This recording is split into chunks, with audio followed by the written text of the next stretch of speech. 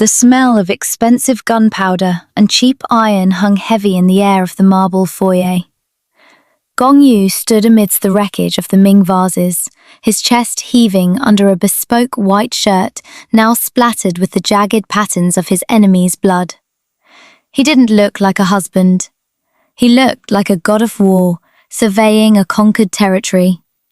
Ayanda sat on the bottom step of the grand staircase, her yellow silk slip dress, the colour of a Durban sunrise, stained at the hem where she'd knelt to avoid the crossfire. She was waiting for him to reach out, to check the pulse at her throat, to be the man who once whispered she was his only peace. Instead, Gong Yu reached into his inner pocket, pulled out a silver lighter, and sparked it with a hand that didn't tremble. He didn't look at her. He looked at the bodies being dragged away by his silent men. "This life is too loud for you, Ayanda," he said, his voice as sharp and cold as a winter morning in Seoul. "I'm done playing house while my empire bleeds." He finally turned, his dark eyes unreadable, the black dragon on his neck appearing to coil tighter as his jaw set. "I'll divorce you after this. I'll settle the accounts. You'll go back to your ocean, and I'll go back to my war. It's cleaner this way." He expected tears. He expected the fiery South African spirit he'd obsessed over to flare up in a desperate plea. He expected to be the one in control of their ending, just as he was in control of the city. But Ayanda didn't flinch. She stood up, smoothing the silk over her hips with a terrifying, rhythmic grace. Her deep brown skin caught the moonlight filtering through the shattered skylight, glowing like polished mahogany. When she looked at him, there was no heartbreak, only a devastating final clarity. "You're late, Gong Yu," she said, her voice a low melodic thrum that cut through the ringing in his ears. She walked towards him, her bare feet silent on the cold stone. She stopped just inches from his chest, close enough to smell the whiskey and the violence on him. From the pocket of her silk robe, she pulled a set of folded documents, the official blue stamp of the Seoul family court, visible even in the dim light. "I didn't wait for your permission to be free," she whispered, pressing the papers against his blood-stained chest. "I filed an hour ago. While you were busy proving how powerful you are with a gun, I was busy proving how little I need you to survive." Gong Yu's fingers instinctively closed around the papers, his composure finally fracturing as he saw her signature, bold and unwavering, next to his own printed name. "The war is yours, Gong Yu," she said, walking past him toward the door. "But the wife? She's already gone." 3 years before the blood on the marble, there was only the salt of the Indian Ocean and the heat of a Durban summer. Ayanda had been a blur of gold and laughter, dancing at a private beach club where the music hummed deep in the sand.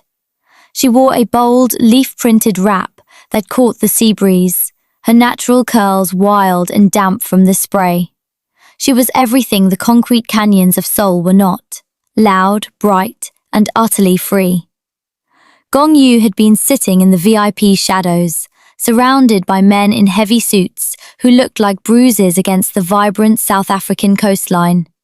He was there for a shipping lane negotiation, a cold transaction involving port authorities and quiet bribes. But the moment he saw her, the business of the underworld ceased to exist. He didn't just look at her, he mapped her. He watched the way she threw her head back when she laughed, the way her deep brown skin glowed like molten copper under the neon lights, and the way she steered her friends through the crowd with an effortless, protective grace. "Stop staring," she had said, leaning over the velvet rope of his booth, her eyes sparking with a challenge no one in Korea would have dared to offer. "You look like you're trying to buy the air I'm breathing." Gong Yu hadn't blinked. He had slowly set down his glass of neat whiskey, his thumb tracing the line of the black dragon tattoo that peeked from his cuff. "I don't buy things that are free," he had replied, his voice a low, dangerous velvet. I just wait for them to realize they belong to me." It was a reckless, intoxicating beginning. He didn't court her, he besieged her. He filled her apartment with white camellias that arrived every hour. He tracked her to the coastal cafes, showing up in tailored linen shirts with his sleeves rolled up, looking less like a monster and more like a man who had finally found a reason to breathe. He had played the part of the weary traveler, seeking sanctuary in her light. He whispered that she was his only place of peace, a lie he almost believed himself. Ayanda, drawn to the quiet gravity of the man behind the tattoos, hadn't seen the cage he was building. She fell for the way he touched her jaw as if she were made of glass, unaware that he was simply checking for cracks in his newest possession. They were married 90 days later, in a ceremony that felt more like a coronation than a wedding. As he slid the diamond onto her finger, the black dragon on his wrist seemed to coil tighter. He hadn't married her for an alliance or a legacy. He had married her because he couldn't endure a world where she wasn't under his thumb. It was his first great mistake, confusing obsession for love and a woman's fire for a hearth he could control. Seoul was a city of glass and iron, a far cry from the rhythmic pulse of the Durban surf. From the penthouse of the Gong Heights, the world looked like a sprawling circuit board of neon blue and cold white. Ayanda spent her days watching the fog roll off the Han River, feeling the silence of the apartment settle into her bones like a slow-acting poison. This was the empire Gong Yu had built for her, a fortress of Italian marble, temperature-controlled walk-in closets, and security details that followed her like shadows carved from the night. The transition from Ayanda to the boss's wife had happened in the space of a single flight. In South Africa, her voice had been a weapon of joy. Here, it was a liability. Every time she laughed too loudly at a formal gala or reached out to touch his hand in public, she felt the invisible tightening of his grip. Gong Yu didn't want a partner. He wanted a masterpiece to display. He curated her life with the same ruthless precision he used to manage his syndicates. He chose her dresses, structured silks that muted her curves, and vetted her few acquaintances until she was left with nothing but the echoing luxury of her own thoughts. Tension was the third person in their marriage. It lived in the way Gong Yu would return home at 3 a.m., the scent of expensive cologne failing to mask the metallic tang of copper. He would sit in the dark of the living room, his shirt unbuttoned to reveal the dragon coiling across his chest, and watch her sleep with an intensity that felt less like affection and more like surveillance. When she tried to ask about the bruises on his knuckles or the sudden disappearances of his lieutenants, he would merely trace the line of her jaw and murmur, "Stay in the light, Ayanda. The dark is my debt to pay." But the light was blinding. She missed the dirt, the salt, and the messy, unscripted freedom of her old life. In Seoul, even her natural curls were seen as a rebellion against the sleek, polished aesthetic of his world. She began to realize that the peace he claimed to find in her was actually a vacuum.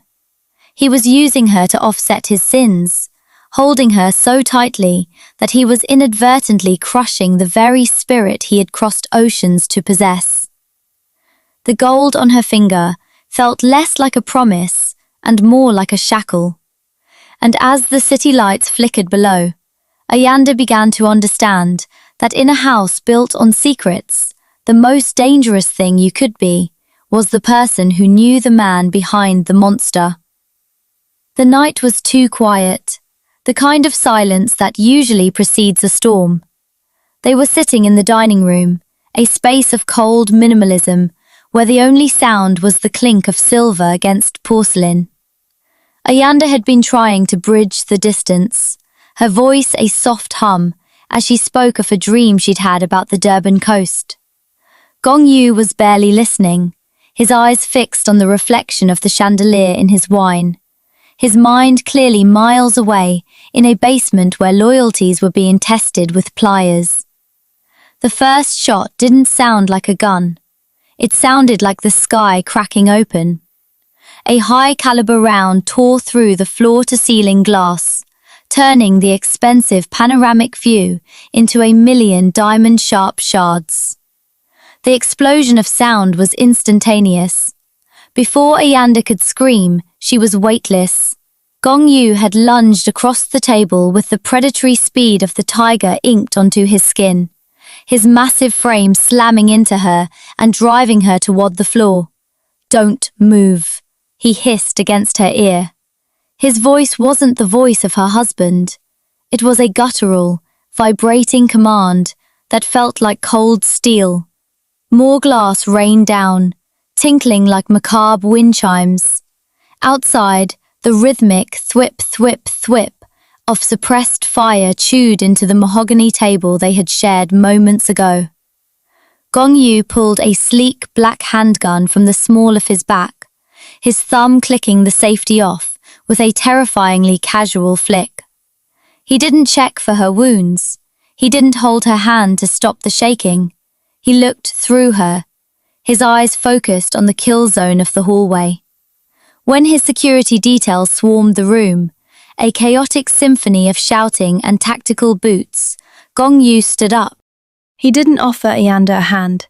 He stood in the center of the wreckage, glass crunching beneath his polished shoes, and looked at the blood smeared on his white cuff. It wasn't his blood. It was a small graze on Ayanda's shoulder, where a shard had kissed her skin. In that moment, the man she had fallen for vanished. The warmth he had carefully cultivated for her evaporated, replaced by a terrifying, frozen mask of indifference. He looked at her not as a wife, but as a liability, a crack in his armor that had almost cost him his life. "Clean this up," he told his head of security, his voice flat and devoid of any tremor. He didn't look back at Ayanda as she sat trembling on the floor, her yellow silk dress ruined by dust and debris. He walked out of the room, his shoulders squared, the black dragon on his back seemingly rising in the shadows. He had decided, in the heartbeat between the first shot and the last, that love was a luxury he could no longer afford. The war had finally come inside the house, and to win it, he was prepared to turn his heart into a fortress she was no longer allowed to inhabit. In the weeks that followed the attack, Gong Yu didn't leave Ayanda. He simply ceased to inhabit the space they shared. The penthouse, once a silent golden cage, transformed into a tomb of clinical efficiency.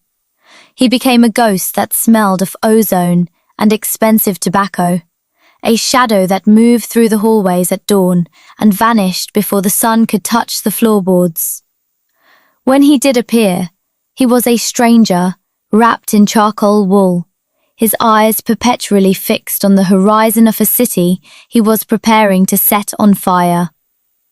The intimacy that had once been their secret language was replaced by a brutal, administrative distance.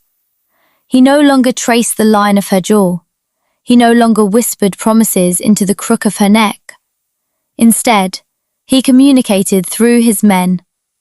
An envelope would appear on the breakfast table containing a schedule of her movements. A new security detail would be assigned without a word of introduction. He treated her like a high-value asset being moved into deep storage, protected, but no longer cherished.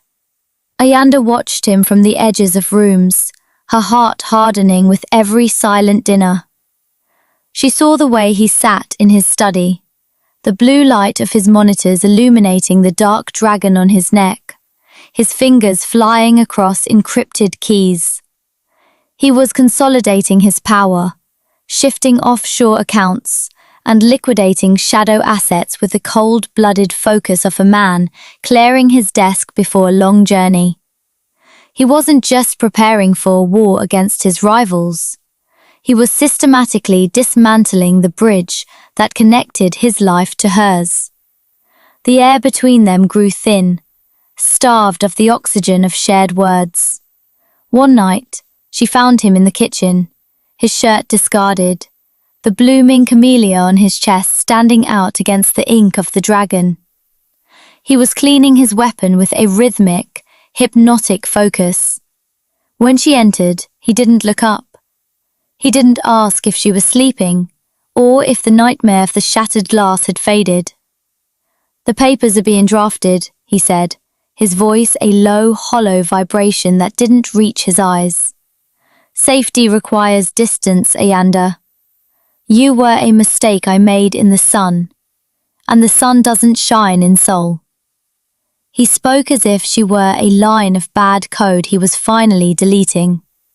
He believed he was being noble, carving her out of his life to save her from the crossfire. But all she felt was the frost of his dismissal. He was a man who thought he could control the ending of a story he had started with an obsession. He sat there, a ghost of the man she loved, unaware that while he was preparing to cast her aside, Ayanda was already building a fire of her own. The silence in the penthouse had become a physical weight, thick as the humid air before a Durban storm. Ayanda moved through the rooms like a spirit haunting her own life, her footsteps muffled by rugs that cost more than her childhood home. Gong Yu was gone, at a meeting that would likely end in a headline, leaving behind only the scent of his sandalwood cologne and the oppressive hum of the security servers. She found the folder not by accident, but by the intuition of a woman who had learned to read the shifts in the wind. It sat on his mahogany desk, a slab of dark wood that felt like an altar to his ego. The file was thick, bound in clinical grey. She expected ledgers or hit lists. Instead, she found her own life liquidated into line items. There were flight paths to Switzerland, offshore trust accounts in her name, and a deed to a villa in a country she had never visited. But it was the final page that stopped her heart. A draft of a press release for the syndicate's inner circle, stating that the marriage had been a strategic error and was being annulled for the safety of the organization. He wasn't just divorcing her, he was erasing her. He was treating her like a contaminated limb he had to amputate to survive the infection of his own war. She looked at the camellia tattooed on his chest in her mind. The flower, he said, represented her grace amidst his violence. It was a lie. To him, she was a beautiful liability, a weakness he could tuck away in a gilded drawer until he felt safe enough to play husband again. A cold, sharp fire ignited in the pit of her stomach. Gong Yu believed he was the only one who could decide when a story ended. He thought he was the master of the exit. Ayanda didn't cry. She didn't tear the papers. She walked to the floor-to-ceiling window and looked out at the Seoul skyline, her reflection ghosting over the neon lights. She realized then that she had been waiting for him to save her, to choose her, to look at her and see a woman instead of a target. But a man who built an empire on control would never understand a woman who lived for freedom. She pulled her laptop from its hiding place. She didn't need his offshore trusts or his protection. She had her own keys, her own contacts, and a fire he had underestimated because he was too busy looking at his own shadow. With a steady hand, she contacted the one lawyer in Seoul who didn't fear the dragon. If he wanted a divorce after his war, he was too late. She would give him the war first, and the silence later. The sirens began their mournful wail at midnight, a signal that the city's underground was finally tearing itself apart. From the heights of the penthouse, the streets below looked like veins pulsing with the frantic red and blue lights of police cruisers. This was the peak of Gong Yu's war, the moment he had spent weeks calculating, the moment he thought she would be huddled in her bed, trembling and waiting for his triumphant return. Instead, Ayanda stood in the center of the darkened foyer, wearing a simple black trench coat that hid the yellow silk slip dress beneath. She carried nothing but a small leather bag and a heart that had finally stopped aching and started beating with a steady, rhythmic purpose. The security team at the door was distracted, their ears pressed to their earpieces as reports of gunfire at the shipping docks flooded the comms. They were trained to keep threats out. They weren't prepared for the Queen to simply walk out. "The boss said no one leaves, madam," the youngest guard said, his hand hovering near his holster, his eyes darting to the chaos outside the glass. Ayanda didn't stop. She didn't raise her voice. She simply looked at him with the calm of a woman who had already seen the end of the world. "The boss is busy burning down his empire," she said, her South African accent cutting through the tension like a blade. "I suggest you decide whose side of history you want to be on when the smoke clears." She stepped past him, the air of the hallway feeling lighter with every stride. She didn't take the private elevator. She took the service stairs, moving through the concrete heart of the building, where the scent of trash and industrial cleaner grounded her. By the time she reached the street, the city was a fever dream of noise. She vanished into the crowd of the Myeongdong district, a sea of umbrellas and neon reflections. To the world, she was just another beautiful woman lost in the midnight rush. To Gongyu, she was becoming a ghost. She swapped her SIM card at a 24-hour kiosk, tossed her GPS-tracked watch into the bed of a departing delivery truck, and stepped into a nondescript black sedan she had hired through a contact he would never think to trace. As the car pulled away, she looked back at the glass tower. Somewhere in the distance, an explosion rocked the shipyard, a flash of orange light momentarily painting the sky. Gongyu was currently standing in that fire, believing he was protecting his legacy. He didn't know that his greatest loss wasn't a pier or a warehouse. He didn't know that as he fought to keep his crown, the only person who ever saw the man beneath it had just dissolved into the shadows of the city, leaving behind nothing but the cold, stamped reality of the papers on his desk. The sun rose over Seoul not with a shine, but with a bruised, grey light that mirrored the aftermath of the carnage. Gongyu walked into the penthouse foyer at 6 a.m., the adrenaline that had sustained him through the night finally curdling into a leaden exhaustion. His shirt was a ruin of silk and soot. A shallow cut across his cheekbone had stopped bleeding, leaving a dark, jagged crust. He had won. The rival syndicate had been dismantled by sunrise, their leaders neutralized, their influence erased. He was, once again, the undisputed sovereign of the underworld. He expected the air to taste like victory. Instead, it tasted like ash. The penthouse was silent, a heavy, unnatural quiet that felt louder than the gunfire of the docks. "Ayanda," he called out, his voice raspy from smoke and commands.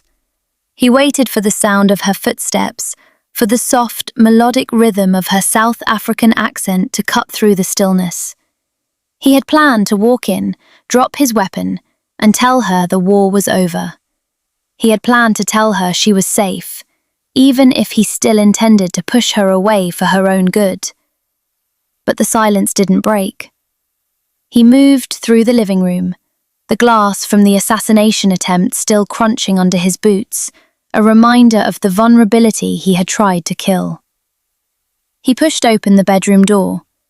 The bed was perfectly made, the silk sheets cold and undisturbed. Her perfumes were gone from the vanity. The bold, printed dresses that had been a rebellion in his closet were missing. The space where she had lived breathed with a devastating emptiness.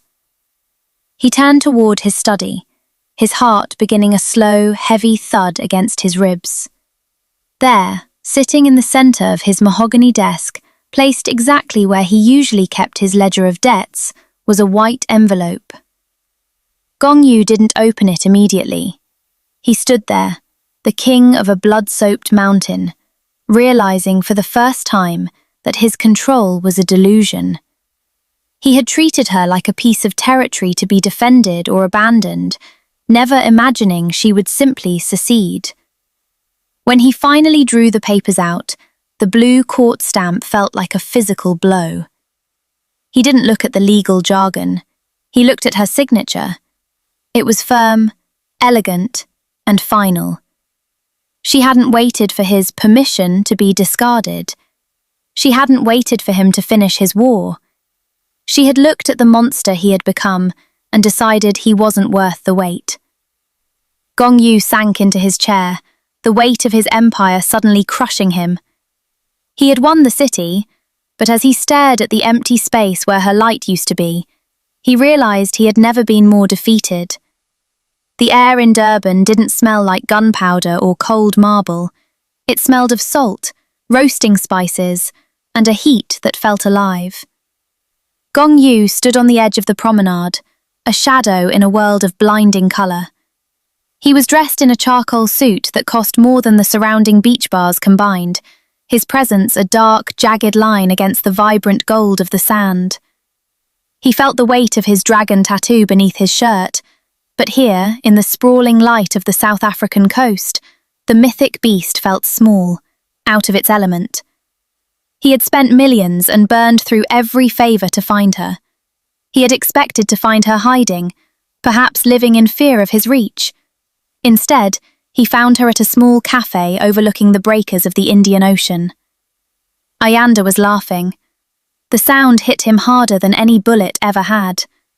She was surrounded by family, a table of people whose voices rose and fell like the tide, their skin glowing in the afternoon sun.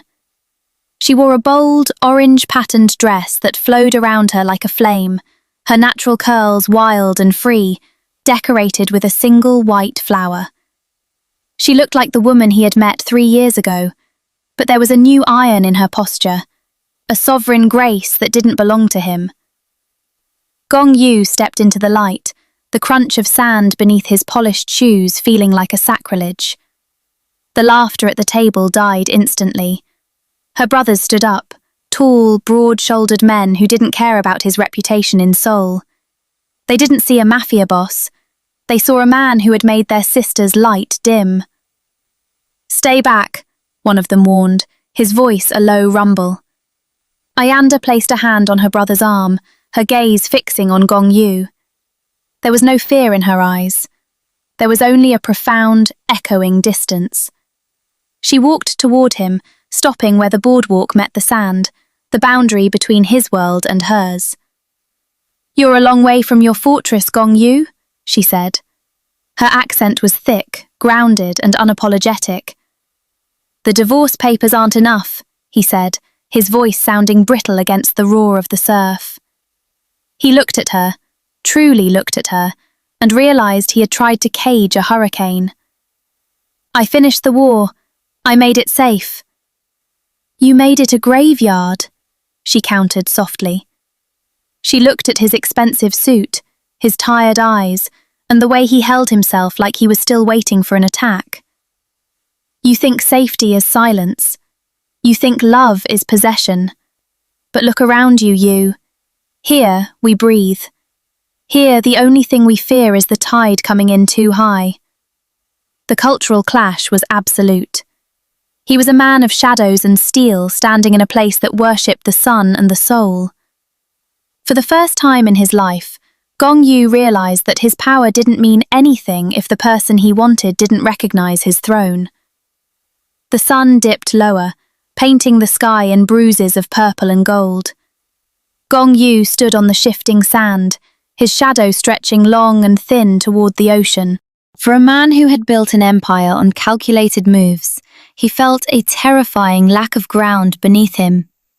He looked at the woman before him, the woman who had walked through the fire of his world and emerged with her soul intact, and finally understood that his money was just paper and his power was just a heavier set of chains. I didn't come here to bring you back to Seoul, he said, his voice struggling to stay even against the wind. Seoul is dead. The man who lived there is dead. Ayanda crossed her arms, the salt spray misting her skin. Is he? Or is he just waiting for the next war to start so he can put me in a box again? Gong-yu reached into his pocket and pulled out a small, leather-bound book. It wasn't a ledger of debts or a contract of ownership. It was the deed to his holdings in Korea, the shipping lines, the glass towers, the very foundation of the Gong syndicate. He didn't offer it to her. Instead, he dropped it into the small, charcoal-fueled grill the family had been using for their dinner. The paper curled, the edges blackening before the flames greedily licked the ink. "What are you doing?" she whispered, her eyes widening as the heat of his legacy flared and turned to ash. "I'm liquidating the empire," he replied, his gaze never leaving hers. "I've stepped down. The dragon is hibernating." He took a step forward, his expensive shoes sinking into the sand, ruining the leather he once obsessed over. "I realize that if I have everything, but I have to watch you through a security camera to see you smile, then I have nothing." He stopped just short of touching her, respecting the space she had fought to reclaim. The cold, unreadable mask of the boss had finally shattered, leaving behind a man who looked tired, human, and for the first time, honest. "I don't have a golden cage to offer you anymore, Ayanda," he said, his voice a low, raw thrum. "I only have myself. I have to learn how to be a husband who listens instead of a boss who decides. I have to learn how to live in the light." Ayanda looked at the embers of his old life, then back at the man who had burned a kingdom just to stand in the sand with her. She didn't run into his arms. She didn't forgive him with a single glance. But she didn't turn away. "It's a long walk from the shadows, Gong-yu," she said softly, reaching out to tentatively touch the white flower in her hair. "And I don't take orders anymore." "I'm not here to give them," he promised, a faint, genuine smile touching his lips. "I'm just here to see if you'll let me walk beside you." The ocean roared behind them, a constant living force. As the stars began to pierce the Durban sky, the Korean Mafia boss, who had once said, "I'll divorce you after this," sat down on the sand, finally ready to start a story where he wasn't the king, but simply a man trying to be worthy of the sun.